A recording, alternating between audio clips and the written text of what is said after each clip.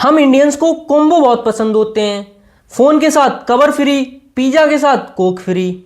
और इसी चक्कर में हम अपनी फाइनेंशियल लाइफ में खिचड़ी पका लेते हैं इंश्योरेंस और इन्वेस्टमेंट को मिक्स करके। हम सोचते हैं ऐसी पॉलिसी लेते हैं जिसमें लाइफ कवर भी मिल जाए और 20 साल बाद पैसा डबल होकर भी मिल जाए। दोस्तों, सुनने में ये बहुत अच्छा लगता है, लेकिन रियलिटी में ये आपके पैसे को ग्रो करने की स्पीड को बहुत कम कर देता है। आज हम समझेंगे कि इन्वेस्टमेंट और इंश्योरेंस को अलग अलग रखना क्यों जरूरी है।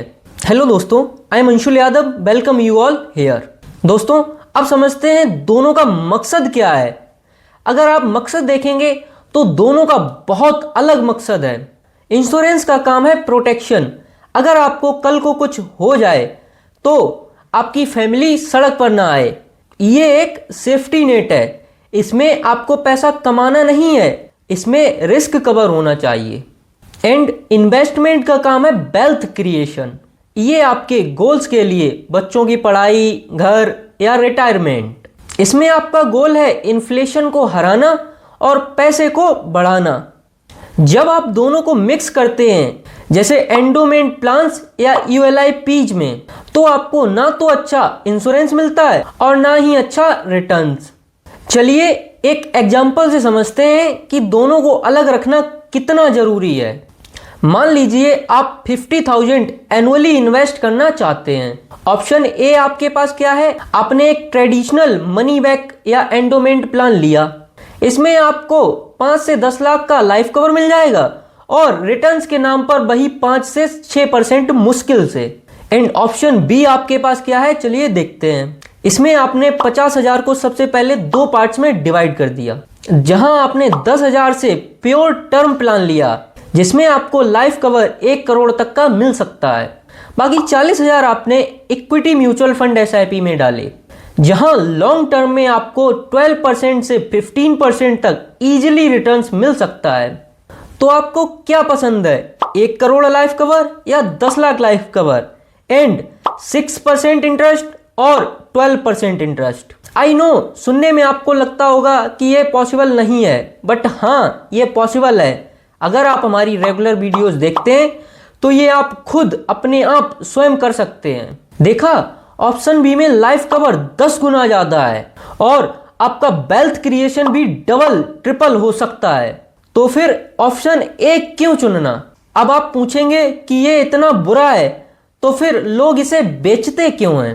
इमोशनल पिच, सर आपका पैसा वापस मिलेगा, हम इंडियंस को खाली हाथ लौटना पसंद नहीं है। एजेंट कमीशन, ट्रेडिशनल प्लान्स में एजेंट का कमीशन बहुत हाई होता है, इसलिए वो आपको यही बेचते हैं। टर्म इंश्योरेंस और म्यूचुअल फंड्स में कमीशन बहुत कम होता है। एंड लैक ऑफ अवेयरनेस, हम टैक्स सेविंग्स के नाम पर कोई भी पॉलिसी ले लेते हैं बिना सोचे समझे। तो इससे बचने के लिए अब आपको क्या करना चाहिए? Follow this simple 3 step strategy. First, buy a pure term plan. सिर्फ इतना लाइफ कवर लो जिसमें आपकी फैमिली सिक्योर हो जाए। कोई रिटर्न ऑफ प्रीमियम वाला प्लान मत लो, वो महंगा होता है। Second, buy a separate health insurance. Company के हेल्थ इंश्योरेंस पर डिपेंड मत रहो, अपना पर्सनल इंश्योरेंस लो। And third one is invest the rest. जो पैसा बचा है उसको स्टॉक्स, म्यूचुअल फंड या पीपीएफ में अपनी रिस्क कैपेसिटी के हिसाब से डालो। दोनों को अलग रखने का मतलब है maximum security plus maximum returns. दोस्तों, इंश्योरेंस और इन्वेस्टमेंट को मिक्स करने की गलती मत करो। इंश्योरेंस आपकी सिक्योरिटी है और इन्वेस्टमेंट आपकी आज़ादी। दोनों को अगर मिक्स करोगे तो केवल खिचड़ी बनेगी, उसके अलावा कुछ नहीं।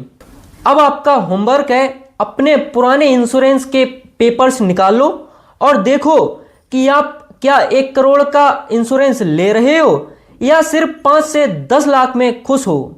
अगर आपको ये वीडियो आई ओपनिंग लगा हो तो लाइक करना मत भूलिएगा और अपने सारे फ्रेंड्स को व्हाट्सएप ग्रुप पर, फैमिली के साथ, सबके साथ इसको शेयर कीजिए, जिससे उनको भी इंश्योरेंस और इन्वेस्टमेंट में फ़र्क पता चले और वो कोई भी अपनी लाइफ में गड़बड़ी ना कर सकें। मिलते हैं अगली वीडियो में। Stay protected, stay wealthy. Thank you.